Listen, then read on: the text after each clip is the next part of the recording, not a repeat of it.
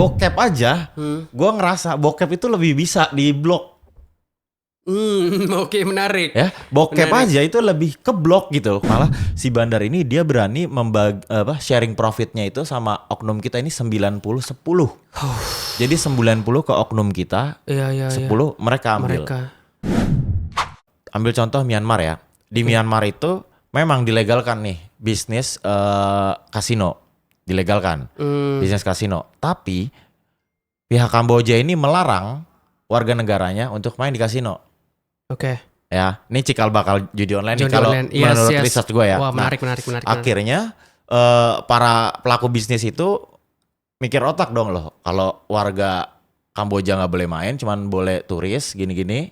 Akhirnya apa, mereka judinya dikembangkan ke online. Gitu. Nah, dikembangkan ke online. Jadi kalau misalnya kita ke kasino-kasino yang di sana gitu, mungkin di depan nih, kasino kan keren. Tapi begitu kita masuk nggak ada yang main, isinya dealer-dealer lagi live streaming semua. Anjir. Oke. Gitu. Dan juga dari situ berkembang akhirnya tahu nih pangsa pasar terbesarnya di mana. Jelas Indonesia tuh gila, angkanya gila banget. Gila. Nah, makanya akhirnya merembet kemana? Mereka butuh tenaga kerja dong dari Indonesia untuk jadi itu tuh yang suka marketingin WhatsApp kita, link gacor, yang pakai DP cewek-cewek gitu kan. Nah, itu akhirnya mereka merekrut nih orang Indonesia untuk kerja di sana. Gitu, karena mereka tahu pasar kita besar. Nah, kalau mereka rekrutnya secara prosedural itu oke lah gitu kan. Tapi ini udah gitu, dia perekrutannya tuh ilegal, Riz. Gitu. Pasti sih. Ya kan, jadi rembetannya tuh banyak banget. Udah yang di dalam negeri hancur, yang keluar dia jadi tenaga kerja ilegal. Yang 200 triliun tadi yang harusnya bisa beredar di masyarakat malah jelas-jelas ke sana gitu. Nah, dan sorry gue motong dikit. Semua masalah ini yang lo sebutin domino efeknya juga kemana-mananya. Ini masalah ini sebenarnya belum ada solusinya kan? Bisa dibilang ini sebenarnya masih berlanjut nih permasalahan ini. Ini dan bahkan dominonya masih kemana-mana sekarang. Kemana-mana pasti. Wow. Gua ngerasa ya kalau misalnya untuk penyelesaiannya itu kan banyak nih pro kontra ya. Kalau kita lihat di media ada yang udah kasih regulasi aja diatur atau gimana. Nah, sebetulnya ini kan pintunya tuh kita tahu lah. Ini online, udah jelas pintunya dari internet. Gitu. Dan harusnya kalau di negara kita di Konoha ini nggak banyak oknum, gua rasa bisa kok kita ngeblok itu gitu. Cuman kan sekarang kan trikinya gini, kita lihat di media misalnya pemerintah memblok 10.000 situs judi online. Tapi situsnya ada 1 juta bos. 10.000 tuh kayak cuman berapa persennya gitu. 10% ya, kurang dari bahkan. Kurang ya kan gitu. Sekarang bokep aja, gue ngerasa bokep itu lebih bisa di blok. Oke, menarik. Ya, bokep aja itu lebih ke blok gitu. Kalau lu mau nonton. Iya, dibanding judi. Yang sebenarnya menurut gue ya, gue nggak tahu menurut kalian, dan menurut gue bokep dibanding judi lebih bahaya judi. Karena kalau judi itu benar-benar yang negatif lah. Duit negara literally ya mengalir ke sana. Itu dia, karena judi ada duitnya. Jadi duitnya. Ada oknumnya. Oke. Kenapa lebih masif juga? Iya, betul. Kalau bokep coba aja lu tes. Lebih susah nyarinya daripada judi online ini gitu. Yang seharusnya kita tahu bisa gitu kan. Nah, tapi kenapa enggak gitu. Nah, yang jawab bukan gua. Mungkin yang mungkin penguasa. Gak tahu sih, kalau menurut gua yang orang awam atau rakyat biasa nih, mungkin dari pemerintah, dari resources untuk bagian orang-orang yang ngeblok porn site sama orang-orang yang ngeblok situs judi online, coba dibuat 2 kali lipat atau 10 kali lipat mungkin ya. Resourcesnya atau tenaga kerja orang yang benar-benar bekerja di situ, atau AI teknologi sekarang coba dipakai. Gimana ceritanya kalau misalnya kelihatan nih ada situs yang berbau judi online, ya mungkin langsung bisa auto block. Ini gue malah pernah nih satu lagi nih, ini gosip doang ya. Ini gue nggak tahu benar atau enggak, tapi gue pernah dengar. Jadi bahkan para pelaku bisnis judi online tuh bos-bos besarnya kayak ya kita tahu lah banyak influencer atau artis-artis yang iklan judi online juga kan. Nah itu karena si bandar besarnya ini dia kan berani bayar mahal ke mereka. Dan malah kan tadi kan kita bicara oknum ya. Malah katanya bandar ini dia rela berbagi profitnya nih supaya ini oknum dan ini gua nggak tahu ya ini benar atau enggak, gua pernah dengar. Malah si bandar ini dia berani membagi sharing profitnya itu sama oknum kita ini 90-10. Jadi 90 ke oknum kita, 10 mereka ambil. Dan karena emang ya udah segede itu dan triliun. Iya, yes, dan biar nggak ada yang ngelawan lagi. Siapa mau berani lagi 90-10? Iya, gede banget guys, gede banget. Itu katanya. Ini tapi yang sangat disayangkan juga nih, data menarik juga. Itu sekitar 2,1 juta yang berjudi di negara kita. Itu ternyata nominalnya nominal coba-coba 100.000, di bawah 100.000 gitu. Ini juga berarti kan ini kalangannya ya. Kalau misalnya dilihat dari rekeningnya nih berdasarkan PPATK, kalangan yang terlibat termasuk dalam masyarakat berpenghasilan rendah. Itu ada pelajar, mahasiswa, buruh, petani, ibu rumah tangga, sampai ke pegawai swasta. Nah ini gue nggak tahu ya, mungkin iklannya juga judi-judi itu mengarah ke sana juga, targeting marketnya ke sana. Tapi ini sangat disayangkan sih teman-teman. Betul. Data fakta yang lo bilang barusan itu sebenarnya memperkuat kesimpulan kita di awal tadi, Riz. Ya. Kalau orang-orang yang main judi online itu ya itu tadi. Berasal dari orang-orang yang dia gagal akan sesuatu, dia pokoknya butuh dia duit cepet. belum cukup lah gitu. Ditambah kita tahu kemarin kan sebelum serangan judi online ini ada yang namanya pinjol. Nah dari situ memperparah area-area yang lu sebutin tadi, Riz. Mereka kan pasti ada loan, dia mau cepat bayar pinjamannya pakai judi online. Nah itu perputaran setan, itu udah siklus yang kalau lu belum udah di sana jangan please. Kalau udah ada di sana coba cari jalan keluarnya, benar-benar karena itu bahaya banget sih. Gitu. Ini gue kasih contoh kasus-kasus lain ya. Boleh. Ini gue bacain di Detik nih ada artikel terlilit utang judi online, pria di Pangkal Pinang tewas gantung diri. Itu yang gantung diri. Dan kalau gue search nih terlilit utang dan gantung diri atau kasus bunuh diri itu naik ternyata. Oh jelas. Korelasinya itu positif antara judi online, penggunaan judi online dan kasus bunuh diri. Itu korelasinya positif. Nah, tadi Bayu bilang orang yang berjudi online in the first place itu kebanyakan adalah yang depresi dan emang butuh uang cepat. Nah, gimana ceritanya nih teman-teman? Kenapa kayak gini menurut gua? Karena ya udah dia udah depresi nih, butuh uang cepat. Tapi kan kita tahu judi itu bukan obatnya sebetulnya. Bukan obatnya. Tapi dia tetap lakukan, itu malah sebenarnya jurang tambahan. Betul. Bisa gue bilang. Betul. Nah, jadi lu udah depresi, udah di titik bawah, lu gali jurang sendiri, cari jurang dan lu jatuh ke situ.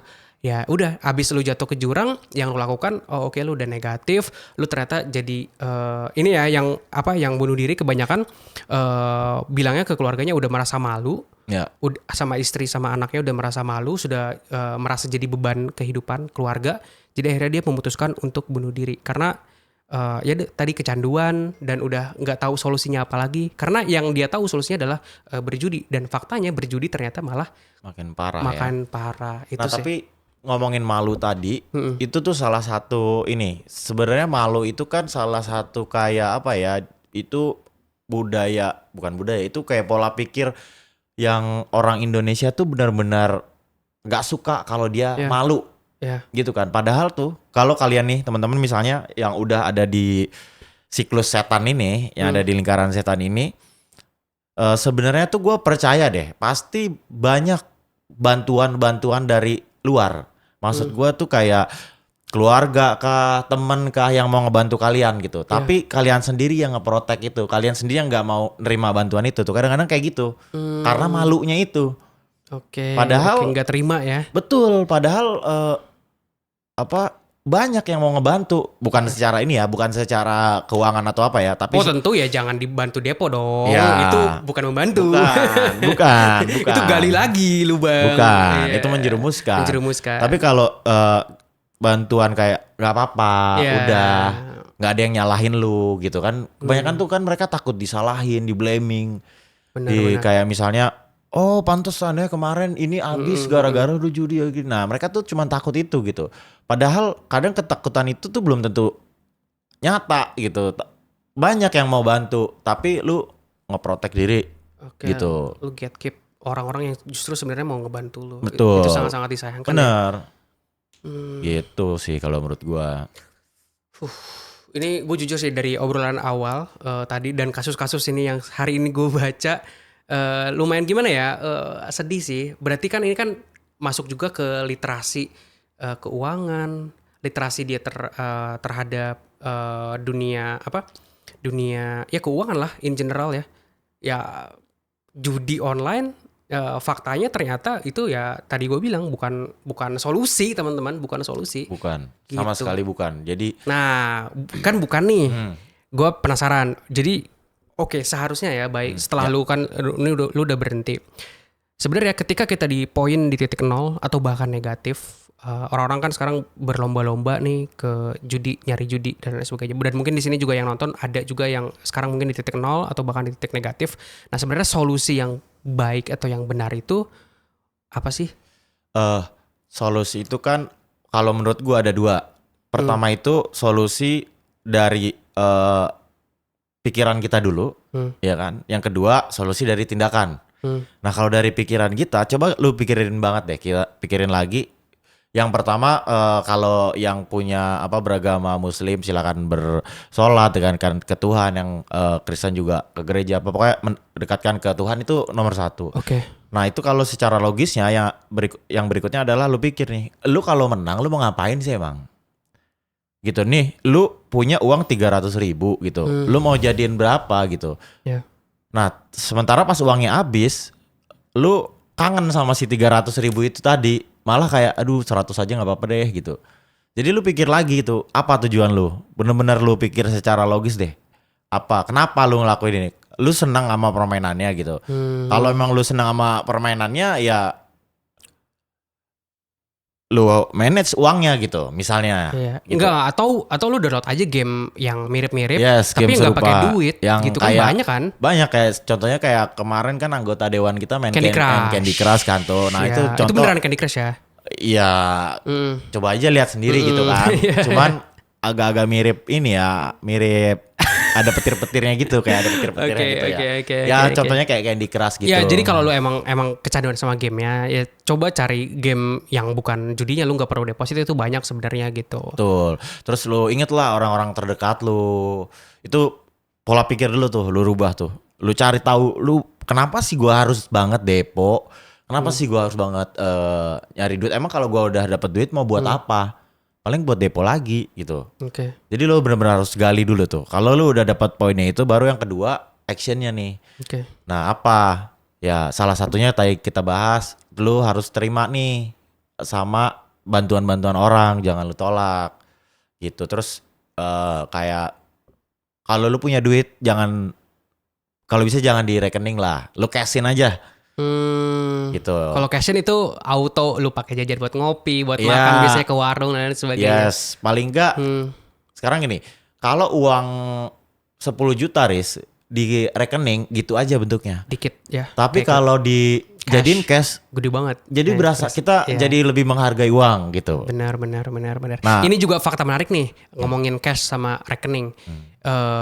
Gue punya dia punya minimarket gitulah, minimarket gitu. Dia katanya di minimarketnya ada langganan kayak 2-3 orang yang sering jajan ke situ, itu bisa spending kayak 300.000, 500.000 kadang setiap warung. Nah, ada satu momen bulan di mana kok orang itu spendnya kayak 10.000 doang, 20.000 doang. Nah itu jalan 2-3 bulan, 4 bulan gitu, kata si yang punya tokonya, gua nih cerita ke gua. Nah terus ditanya lah di bulan ke-5 atau bulan ke-6-nya kan ke si orang ini, lu kok tumben gitu, biasanya tuh lu jajan 300.000, 500.000, kayak perputaran duitnya tuh di minimarket om gua tuh biasanya gede gitu, tapi akhir-akhir ini kok jadi 1/10, 1/5. Ternyata di circle-nya dia, teman-temannya itu sudah mulai main slot, main judi juga slot gitu. Jadi mereka ya udah uang jajannya 300.000 nih, biasanya beli rokok atau apa gitu-gitu. Sekarang ya bisa 1 bungkus, sekarang jadinya belinya cuma 1 batang, tapi sisanya buat deposit. Yes, nyata gak tuh? Itu om lu aja yang udah nggak main judi slot aja, omsetnya berkurang. Iya kan? Itu dia udah nggak main loh. Jadi Berkurang. this is real, ini masalah negara yang di depan mata kita ini real, sungguhan terjadi. Perputaran uang kita juga tadi ya salah satu contoh cuman minimarketnya om gua aja itu bisa 1/10 loh perputaran uangnya yang kayak berkurang. Jadi sangat disayangkan sih menurut gua. Kalau misalnya kalian mungkin belum berjudi tapi punya teman judi ya coba semangatin lagi atau motivasi lagi dan lain sebagainya. Tapi jangan disalahkan ya mungkin ya. Tetap Jangan. yes. Kalau disalah-salahkan mungkin justru makin nggak ngedengerin.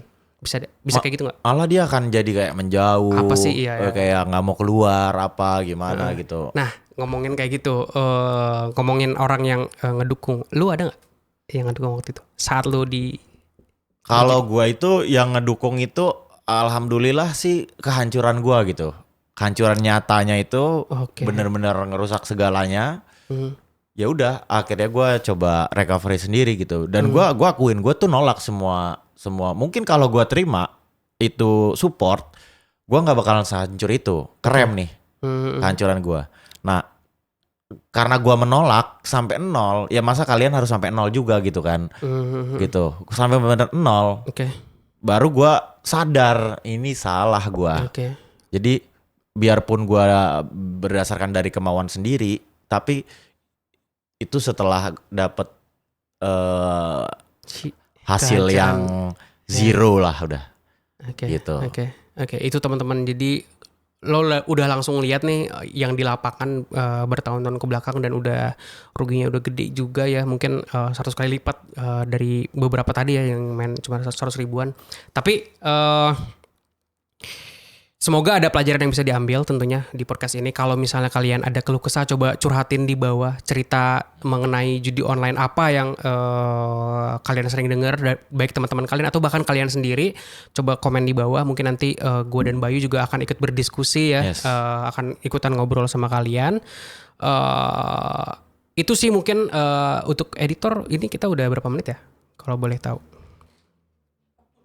Buset.